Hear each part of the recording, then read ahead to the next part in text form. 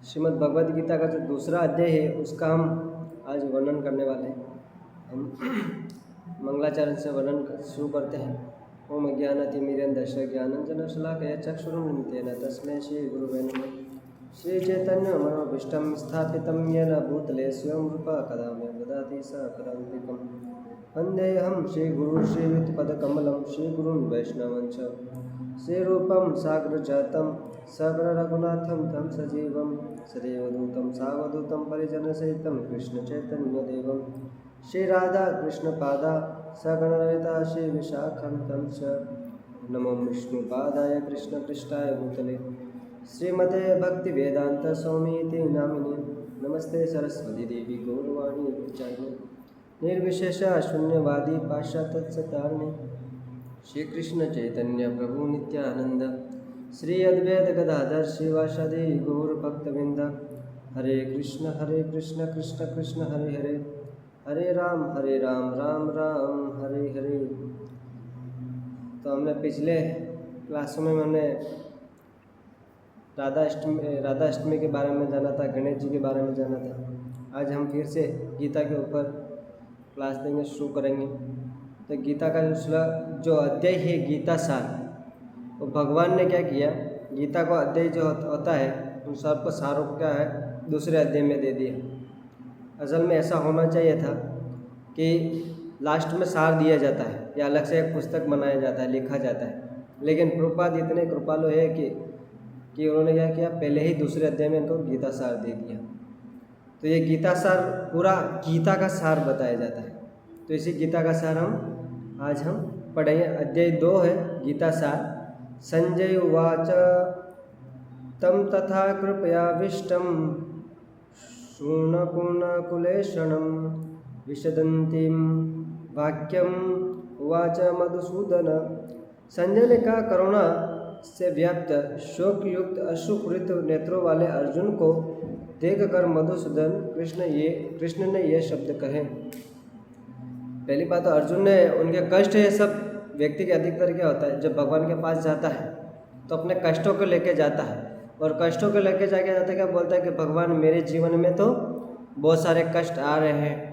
और व्यक्ति इतने कष्ट आता है कि यदि कोई व्यक्ति होता है, हम देखें कि भगवान के सामने जाता है और अन्य किसी भक्त के सामने भी अपने कष्टों का वर्णन करता है, तो वो क्या करता है कि वो जो रोने लगता है, क्योंकि दुख इतने आ चुके होते हैं, इतने कष्ट हो चुके व्यक्ति वो बोलते बोलते रो देते। अधिकतर मैंने माता को भी देखा है जो रोने लगती है।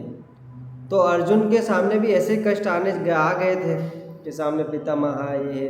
क्योंकि कभी कभार क्या होता है कि व्यक्ति को घर से बाहर निकाल दिया जाता है, तो व्यक्ति क्या करेगा, दूसरे के सामने जाएगा, अपने दुख का उनके सामने बोलेगा या कहेगा, तो व्यक्ति क्या करेगा कि हमारे साथ ऐसा हो गया, तो वो रोने लगेगा। सामने वाला व्यक्ति क्या करेगा, समझाएगा ना। उसी प्रकार से भगवान क्या किया, इस गीता सार के अंदर अर्जुन को समझा रहे हैं। क्या समझा रहे कि बोल रहे तुम लोग यार कैसे हो गए, तुम क्षत्रिय हो और तुम युद्ध छोड़ के भागना चाहते हो, ये तुम्हारे हृदय के अंदर ऐसे आया कैसे। अब भगवान भी ऐसे अश्रु वाले अश्रु आंखों से अश्रु बहता जा रहा है और भगवान को देख रहा है, और भगवान भी उसे अर्जुन को देख रहे हैं। और अर्जुन को देख रहे हैं तो भगवान को दया आ गई, तो भगवान फिर अर्जुन के ऊपर कृपा तो किया, लेकिन किस है, प्रेमवश कृपा किया। जैसे कभी कभार क्या होता है, माता होती है जो अंदर से हृदय से प्रेम दिखाती है, लेकिन बाह्य रूप से डांट लगाती है। तो इसी अध्याय में अर्जुन रो रहे हैं, लेकिन इसी के अगले श्लोक में भगवान क्या बोल दिया कि हे अर्जुन, तुम्हारे मन में ये सब आया कैसे, तुम तो क्षत्रिय हो, क्षत्रिय होने के बाद भी तुम्हारे हृदय में ऐसा आ रहा है कि मैं भाग जाऊंगा युद्ध छोड़ के, और आप ऐसा कैसे कर सकते हो। बोले कि भीख मांग के ले लूँगा मैं। तो भगवान यहाँ पे बताते हैं कि अर्जुन, तुम्हारे हृदय में ऐसा कलमश आया कैसे। आप सोचते हैं कि मैं ऐसे भाग जाऊँगा तो इसमें मेरा भी भला होगा और सामने वाला का भी भला होगा। सामने वाला का भला ये होगा कि मैं अगर छोड़ के चला गया तो ये व्यक्ति कोई मरेगा नहीं और मैं भीख मांग के खा लूँगा। तो बोले वो तुम्हारा लक्षण है नहीं, क्योंकि तुम क्षत्रिय हो। क्षत्रिय का कर्तव्य है वो या क्या बोलते हैं इसको, ये बोलते हैं कि घर घर जाके मांगना वो नहीं हो पाएगा क्षत्रिय से।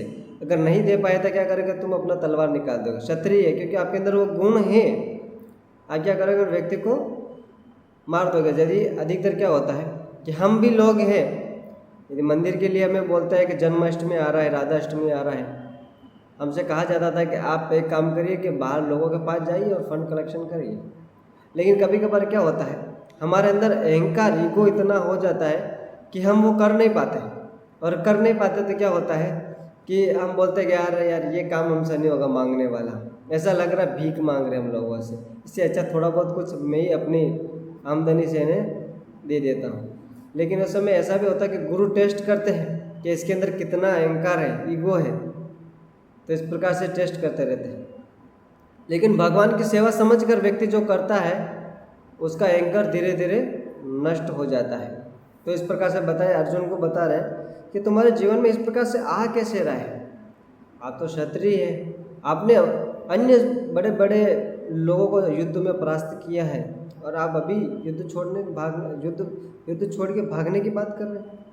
बोल रहे कि यदि तुम ऐसा कार्य करोगे तो क्या होगा, ना तो तुम्हारा इस जीवन में क्या होगा, तुम्हारा कोई लोग बड़ाई करेगा, और ना ही कोई मरने के बाद तुम्हें बड़ाई करेगा, ना ही उच्च लोक में और ना ही निम्न लोक में, या निम्न लोक यानी कि भौतिक लोक, इसमें कोई आपको अच्छा नहीं कहेंगे। और छोड़ के चले गए और तुम ब्राह्मण की दधी या आपने दान मांग कर भी खाया तो भी क्या होगा, तो भी आपकी प्रशंसा नहीं होगी, क्योंकि आपने क्या किया, अपने कर्तव्य से पीछे हट गए। जैसे कि व्यक्ति ने जिसने विवाह किया है, उस व्यक्ति का कर्तव्य क्या होता है, कि उसका गृहस्थ का होता है, उसका पालन होता है कि वो बस अपना जो कुटुंब का पालन पोषण करे। लेकिन वो कुटुंब का पालन पोषण ना करके वो व्यक्ति क्या कर रहे हैं, वो बोले कि मैं अकेला जा रहा हूँ, अपना जीवन व्यतीत करता रहूँगा, कि बोले तुम तुम्हारा देख लो, हम हमारा देख लेंगे। तो इस प्रकार से देखेंगे तो क्या वो व्यक्ति अपने कर्तव्य से मुंह नहीं मोड़ रहा है क्या, व्यक्ति अपने धर्म है वो धर्म को छोड़ रहा है ना। अर्जुन का धर्म था युद्ध करना, जैसे हमारे धर्म है हमारा कुटुंब का पालन पोषण करना और साथ साथ में कृष्ण की भक्ति भी करना है। तो इस प्रकार से भगवान इसमें उपदेश दे रहे हैं और बता रहे हैं, अगले श्लोक में बता रहे हैं कि हे पार्थ, इस हीन नपुंसकता को प्राप्त मत हो, यह तुम्हें शोभा नहीं देता। हे शत्रु के दमन करता, हृदय की शुद्र दुर्बलता को त्याग कर युद्ध के लिए खड़े हो। भगवान क्या बोल रहे हैं कि तुम्हारा ये कर्तव्य है ही नहीं कि तुम मांग कर खाओ। बोल रहे हैं कि भगवान ये श्लोक कह रहे हैं, दूसरा श्लोक, तो उसी में भगवान आगे बोल रहे हैं कि हमारी इच्छा है कि आप युद्ध करो। भगवान यही कह रहे हैं कि अर्जुन आप युद्ध करो, मेरी इच्छा है। जैसे अगर इच्छा भगवान की इच्छा, यानी कि जीव का जो क्या कर्तव्य होता है, जीव का कर्तव्य होता है भगवान की सेवा करना। अर्जुन इसमें जीव है और भगवान पूर्ण पुरुषोत्तम भगवान श्री कृष्ण है, तो भगवान स्वामी है। स्वामी की सेवा करना अर्जुन का कर्तव्य होता है। तो प्रत्येक व्यक्ति का कर्तव्य, चाहे वो उस जगह पे अर्जुन हो चाहे उस जगह पे हम हो, उसमें क्या होगा, व्यक्ति को उन्हीं का पालन करना चाहिए, उन्हीं का आदेश पालन करना चाहिए। वास्तव में भगवद गीता में अर्जुन को तो कह रहे हैं, लेकिन वास्तविक में हमारे लिए भी कहा जा रहा है कि हम भी जीव हैं, हमें भगवान के निर्देशों का पालन करना चाहिए। यहाँ तक हमने चर्चा कर लिया, आगे बाकी का क्लास हम कल का करेंगे। और आज हम जो चर्चा करने वाले हैं वैष्णव सदाचारी के बारे में। वैष्णव सदाचारी के बारे में अधिकतर क्या होता है कि बहुत सारे लोगों को पता नहीं होता है और कुछ न कुछ गलतियाँ करते रहते हैं। सबसे पहले आता है वैष्णव सदाचार का महत्व क्या है। तो इसमें वैष्णव सदाचार के ऊपर इसमें एक सनातन गोस्वामी के ऊपर एक श्लोक कहे चैतन्य चरितामृत के ऊपर, बोले यद्यपि तुम हो जगत पावन, तुम स्पर्श पवित्र है, देव मुनि गण तथापि भक्त स्वभाव मर्यादा रक्षण मर्यादा पालन है, सुधार भक्षण। बोल रहे सनातन गोस्वामी आप परम वैष्णव हो, आपके स्पर्श से क्या होगा, देवी देवता भी पवित्र हो जाएंगे।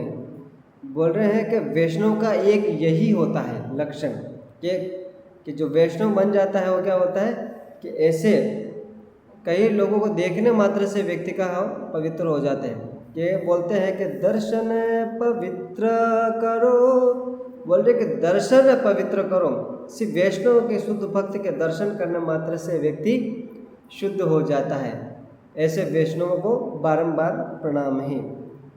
और बोलते हैं मर्यादा लग गने लोक करी उपहास, यही लोक परलोक दुई है राश। बोल रहे संपूर्ण जगत उसका उपहास करता है। जो वैष्णवों का उपहास करता है, वैष्णवों की हंसी उड़ाता है, उससे क्या होगा, संपूर्ण जगत भी उसका उपहास करने लगेगा, उसको अच्छा नहीं कहेगा। चाहे कोई भी व्यक्ति हो, अगर वैष्णव की निंदा करता है उस व्यक्ति को भी क्या आएगा, उपहास करेगा। और जो लोग सुन रहे हैं वो भी उसका ये नहीं कहेंगे कि अरे यार इसने अच्छा कह दिया, तो उस व्यक्ति वो भी निंदा करेगा। तो इस प्रकार से बताएगा। जो विशेष करके ये तो सनातन गोस्वामी हो गया। आज जो हम वृंदावन सब देख रहे हैं वो किन की देन है? बोले वृंदावन जो देन है वो जो होते हैं वो जो 6 गोस्वामी हैं, उन 6 गोस्वामी की विशेष करके देन है। चैतन्य महाप्रभु ने विशेष करके उनको आदेश दिया था, आप वृंदावन जाओ और क्या करें, अन्य स्थानों की खोज करो। जैसे कि हम आज देख रहे हैं राधा कुंड, श्याम कुंड, या फिर गोवर्धन भी देख रहे हैं, या जो भी अन्य स्थान देख रहे हैं गोवर्धन में या वृंदावन में, भगवान का घर देख रहे हैं, या मथुरा देख रहे हैं, या अन्य वहाँ पे जो अन्य स्थान है वो सब हम देख रहे हैं। वो किन की देन है? वो सिर्फ एकमात्र 6 गोस्वामी है, उन सब की देन है। तो ऐसे गोस्वामी को हम बारंबार प्रणाम करते हैं।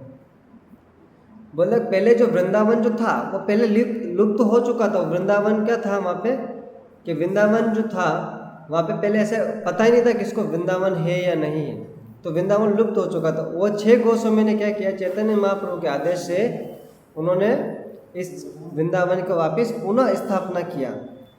बता रहे मंदिर और क्या बनाए, उन्होंने बड़े बड़े मंदिरें बनाए। जैसे कि आज हम सब देख रहे हैं राधा मदन मोहन जी, ये उन्हीं 6 गोस्वामियों का है, उन्हीं 6 गोस्वामियों ने बनाया।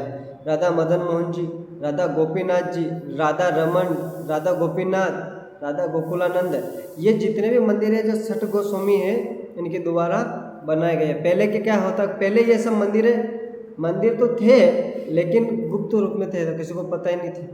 लेकिन भक्तों का, राधा रमन का भी देखेंगे तो भगवान जब भी हम जाते हैं, राधा रमन अपने क्या करते हैं, हर बार अपने मुंह की स्माइल जो होती है वो क्या करते हैं, चेंज करते रहते हैं। तो भगवान के भक्त की लीला आज भी चलता रहता है, और भक्तों का भी नाम हो रहा है और भगवान का भी नाम हो रहा है। कि जैसे कि बोले कि जो आप भजन भी सुना होगा आपने शायद, वो वृंदावन रम्य स्थान दिव्य चिंतामणि धाम, सब बोल रहे कि जो वृंदावन है वो दिव्य चिंतामणि धाम से बना हुआ है ना। वो पत्थर से नहीं बना हुआ है, सीमेंट से नहीं बना हुआ, वो दिव्य रत्नों से बना हुआ है। तो ऐसे वृंदावन का होगा उजागर किन्होंने किया है, 6 गोस्वामी किया। अगर ये भजन हम सुनेंगे, हमने शायद पहले फर्स्ट दिन जो कक्षा हुई थी उसमें हमने गोलोक वृंदावन का वर्णन कर रहे थे। अगर आप ये भजन सुनेंगे तो उसमें एक एक शब्द ऐसा बता रहे हैं कि नरोत्तम दास ठाकुर बता रहे हैं कि पूरा गोलोक वृंदावन का वर्णन कर रखा है। जैसे मैंने बताया था अष्टदले, ऐसा बताया था, इसमें भजन में आता अष्टदल। मैंने बताया था कि 1000 पंखुड़ियों वाला है, उसमें भी 8 पंखुड़ी वाला है, तो उस पर क्या करते हैं, उसके बीच में सिंहासन लगे हैं। कौन बैठे? राधा रानी और कृष्ण बैठे हैं। किस प्रकार से? ऐसे कंधे पे हाथ रख के भगवान बांसुरी पकड़े टेढ़े त्रिभुंग ललित रूप में खड़े हैं। तो ये भजन सुनेंगे तो आपको ऑटोमेटिक जो पूरा जो हमने पीछे जो कथा है हमने की थी वो क्या करेंगे, ऑटोमेटिक आपको फिर से रिवाइज होने लगेगी। तो ये कृपया करके सभी भक्तों से निवेदन है कि एक बार वो भजन जरूर सुनिए क्या। और बोल रहे हैं इन मंदिर तो बनाए, लेकिन और क्या किया, साथ साथ में अर्च विग्रह को नियमों के अनुसार उनको पूजा गया, स्थापित किया गया, ऐसा कार्य करवाया, ये कार्य करवाया। उसके बाद क्या होता है कि अपने आचरणों से उन्होंने सिखाया कि कैसे होना चाहिए। व्यक्ति बता रहे हैं कि छठ गोस्वामी ऐसे बड़े बड़े लेक्चर होते हैं वो देते हैं तो व्यक्ति को प्रभावित तो होते हैं, लेकिन आजकल कलयुग के अंदर क्या होता है कि लोग बड़े बड़े लोग शास्त्रों का अध्ययन करने लगते हैं, है ना। अध्ययन करके बहुत सारा याद करते हैं, लेकिन अपने जीवन में परिवर्तन कुछ भी नहीं लाते। इसमें बता रहे हैं कि जो व्यक्ति शास्त्र में निपुण हो चुका है, हो सकता है कि वो धड़ाधड़ श्लोक बोलता हो, लेकिन उसके जीवन में अगर वो नियमों को पालन नहीं करता हो तो उस व्यक्ति को भक्त नहीं, मतलब बद्धजीवी माना जाना चाहिए, क्योंकि उसके जीवन में कुछ उतरा नहीं। क्योंकि इसमें पहला बताया जाता है कि जब तक आप आचरण नहीं करोगे तब तक आप क्या करोगे, आप किसी को कहोगे तो उसके ऊपर क्या होगा, प्रभाव नहीं पड़ेगा। तो व्यक्ति को पहले होता है आचरण करना चाहिए।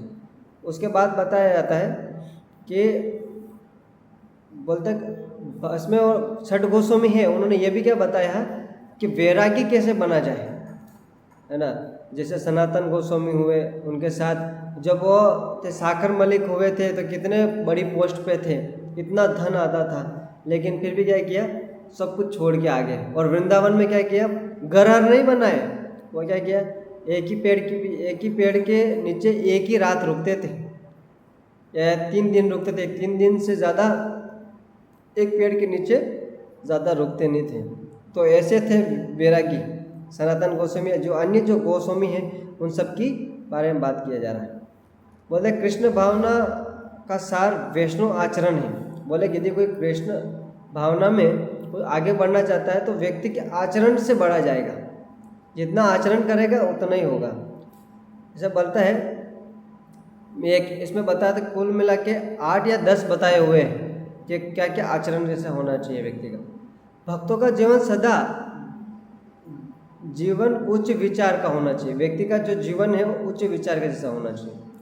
उसके बाद बता रहा है कि भक्तों का जीवन कैसा है, इसके बारे में अनेक नियम एवं तत्व है, परंतु सबका उद्देश्य यह है कि वे सभी एक मूल नियम निरंतर भगवान श्री कृष्ण का स्मरण करें। बोलते नियम क्या, नियम बनाए जाते हैं। नियम किस लिए बनाए जाते हैं, भगवान का स्मरण करने के लिए, है ना। लेकिन कभी कभार क्या होता है कि हमें वो नियम तोड़ देते हैं। हम ये सोचते हैं कि हमेशा हमें बोलते हैं कि सतताम कीर्तयम, 24 घंटे कीर्तन में रहना है, भगवान का चिंतन करना है, स्मरण करना है। लेकिन क्या करते हैं, नियम तो बना रखा है, लेकिन क्या हम 24 घंटे भगवान का स्मरण कर पा रहे हैं क्या, वो हम नहीं कर पा रहे हैं। तो कृपया हमें ध्यान देना पड़ेगा कि हमें वैष्णव सदाचार्य उनका भी हम ठीक से पालन नहीं कर रहे, विस्मृति नहीं हो, नियम पालन नहीं करे, इसीलिए तो भगवान का स्मरण नहीं हो पा रहा है। जब हम ढंग से नियमों का पालन करेंगे तभी हमारा क्या है, कृष्ण में मति लग जाएगी। इस प्रकार से यहाँ पे है। उसके बाद तीसरा बताया जा रहा है कि वैष्णव का जो हृदय होता है वो कैसा होता है, गुलाब की पंखुड़ियों की तरह होता है। और ऐसा होता है कि व्यक्ति वैष्णव जो होता है वो दूसरे के दुख से अपना दुख समझ लेता है। अरे बाप रे, इसका ये जो भक्त है इसके जीवन में कितने कष्ट आ रहे हैं, ऐसा भक्त होता है कि कहता है तो व्यक्ति समझ लेता है। उसके बाद बोलते हैं वज्र के समान कठोर भी होते हैं। जैसे कोई व्यक्ति अगर किसी भक्तों की निंदा कर रहा है, भगवान की निंदा कर रहा है, तो वह क्या करेगा, वहाँ पे वज्र की तरह एकदम कठोर वचन बोलने लगेंगे। क्योंकि उस समय ऐसा चुपचाप खड़े नहीं रहना है। प्रत्येक व्यक्ति को भगवान के बारे में कुछ बुरा बोल रहा है, भक्ति के बारे में कुछ बुरा बोल रहा है, तो क्या है कि वहाँ पे बचना चाहिए। आगे बता रहे कि वैष्णव दोष दर्शन, मतलब व्यक्ति जो वैष्णव होता है वो व्यक्ति क्या करता है, कभी भी दोष नहीं देखता है ना। आप भी अगर अपने आप को वैष्णव समझते हैं, है ना, आपके आचार्य आपके गुरु ने सब आपको उन्होंने वैष्णव बनाया है। वैसे आप सभी को जो भी संस्था में आए सब वैष्णव ही है, क्योंकि कृष्ण का नाम जिसने लिया वो वैष्णव माना जाता है। तो आप सभी वैष्णव है, तो वो भी किसी को ऐसा बोल रहे हैं कि किसी के अंदर भेदभाव नहीं देखो कि ये ऐसा है वैसा है। इस प्रकार से दूसरों के अंदर क्या है, अवगुण नहीं देखना है। उसके बाद 5वां आता है सत्यता। बोल रहे हमेशा सत्य बोलना है, झूठ नहीं बोलना है। जो व्यक्ति झूठ बोलता है वैष्णव आके, तो भी वो वैष्णव बनने के बाद भी वो एक पाप है। तो हमने नरकों में वर्णन किया कि झूठ बोलने वाले व्यक्ति भी कहाँ कहाँ जाते हैं।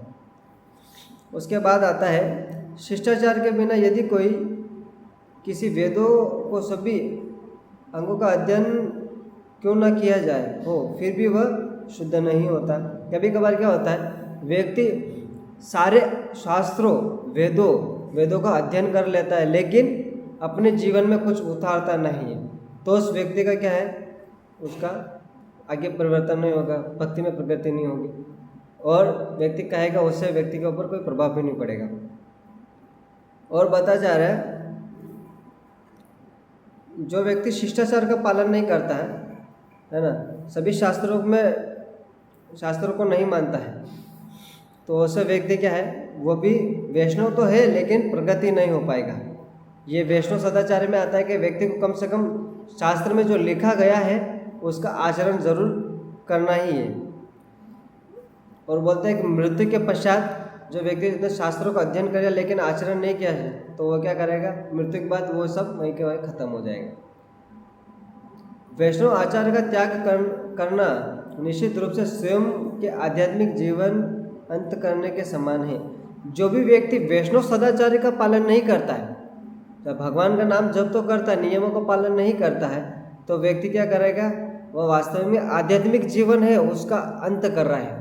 प्रगति होगा ही नहीं जब तक नियम पालन नहीं होंगे, है ना। तो नियम पालन करना भी बहुत ज़्यादा ज़रूरी है।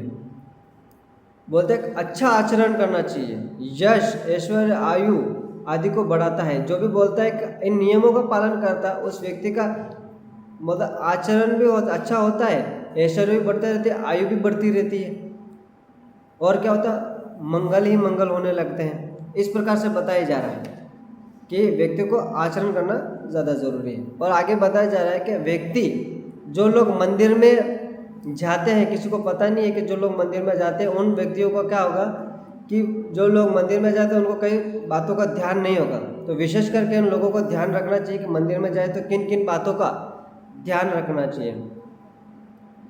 पहले तो बता रहे कि जैसे मंदिर में प्रवेश करते हैं तो क्या जूते चप्पल होते हैं वो खोल कर जाना चाहिए, पहन के अंदर नहीं चाहिए, चाहे मोजे भी हो तो भी उसे हमें खोल के जाना चाहिए।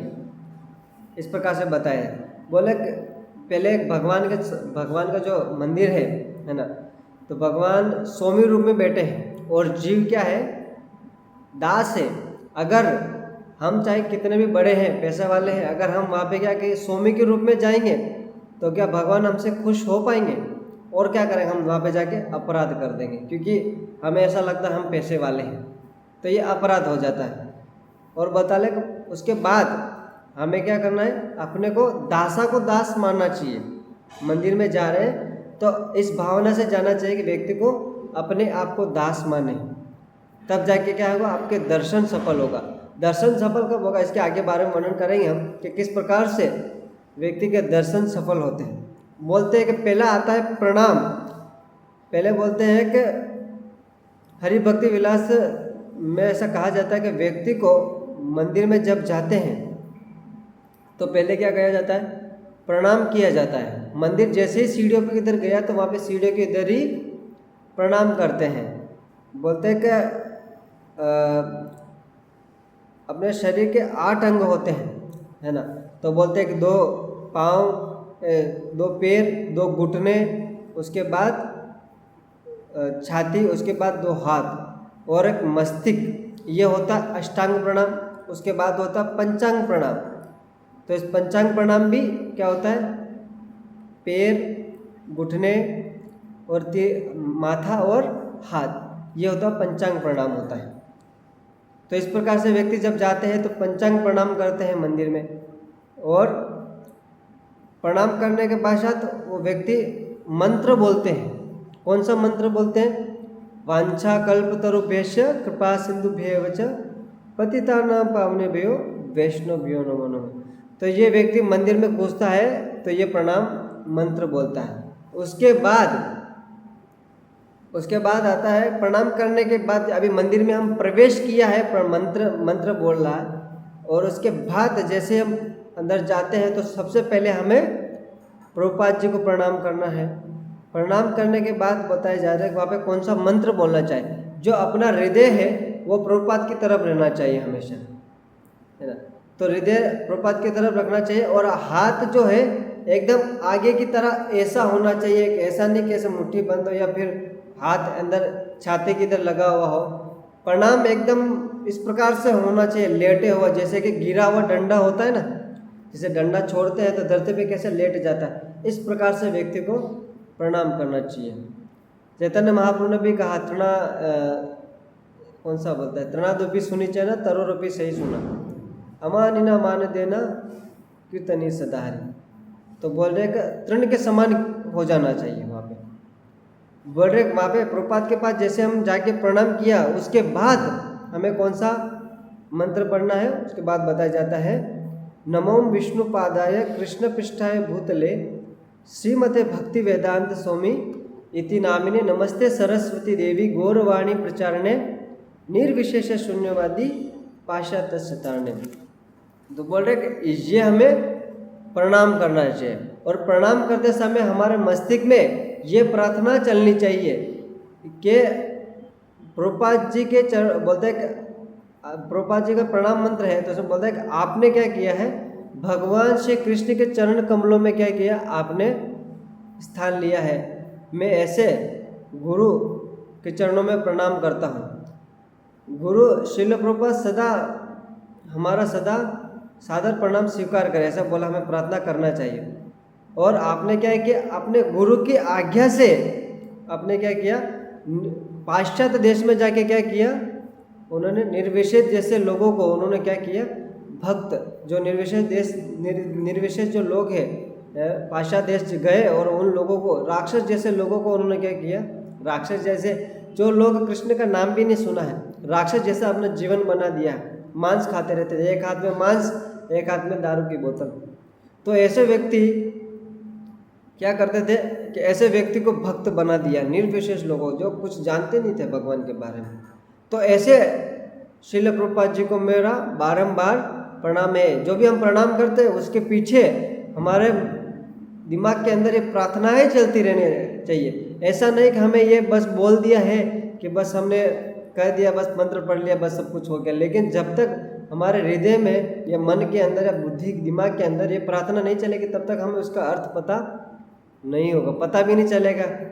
और हम बताएंगे तो अभी उस व्यक्ति को, सामने वाले को भी नहीं बताना चाहिए, बता ही नहीं पाएंगे क्योंकि हमें पता ही नहीं रहता है। तो ये प्रार्थनाएं होनी चाहिए व्यक्ति को। और बताए कि जो पुरुष होता है उसे दंडवत करना चाहिए, और जो स्त्रियां होती है उन्हें पंचांग प्रणाम करना चाहिए। उनको स्त्री को कभी भी दंडवत प्रणाम नहीं करना चाहिए। चाहे गुरु हो, चाहे आप भगवान के मंदिर में हो, भगवान को प्रणाम कर रहे हो, तब भी आपको वहाँ पे स्त्रियां हैं उनको क्या करना चाहिए, पंचांग प्रणाम ही करना चाहिए, दंडवत प्रणाम करना नहीं चाहिए। पुरुषों को दंडवत प्रणाम करना चाहिए, ऐसा बताया है। बोल रहे कि जब भगवान को भोग लगाया जाता है या भगवान को सुलाया जाता है या भगवान को क्या बोलते हैं उनको, भोजन लेते समय, भोजन भगवान ग्रहण करते हैं, उस समय व्यक्ति को या किसी स्त्री या पुरुष को प्रणाम नहीं करना चाहिए, है ना। तो ये व्यक्ति को विशेष करके ध्यान देखना चाहिए। और मंदिर जब बंद हो तब भी व्यक्ति को प्रणाम नहीं करना चाहिए। ये स्त्री और पुरुष दोनों के लिए बातें किया जा रहा है। और प्रणाम भी हम बता दिया। उसके बाद आता है अर्च विग्रह पर ध्यान करना।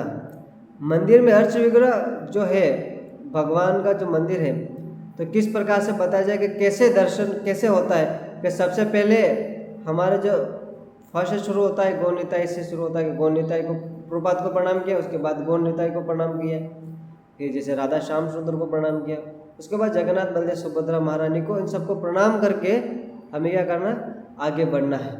और आगे बढ़ना है और प्रणाम करने के बाद गौर निताई के सामने जाके हमें ऐसे खड़ा नहीं हो जाना चाहिए, भगवान के दर्शन करना है। तो दर्शन के इसमें बता रहे कि दर्शन किस प्रकार से किया जाए। तो बोले दर्शन जो किया जाता है भगवान के चरणों से किया जाता है। डायरेक्टली ऐसा नहीं होता कि भगवान के मुख से हमने शुरू कर दिया, चरणों से शुरू करना चाहिए।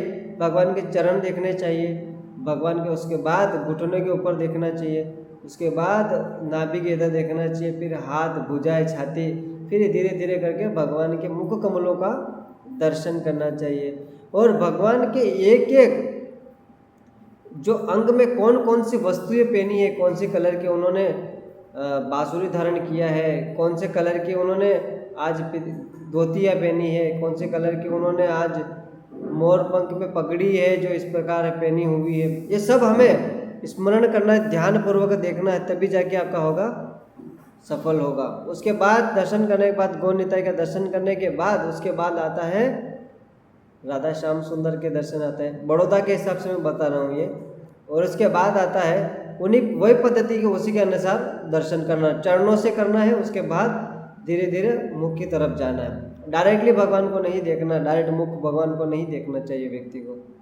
तो इस प्रकार से क्या होगा, व्यक्ति जो लोग ध्यान रखना चाहिए इन लोगों को। अच्छा, समय हो गया है, किसी को कोई प्रश्न है तो यहाँ तक तो कह सकते हैं, बाकी हम यहीं पे एंड करेंगे। ओके।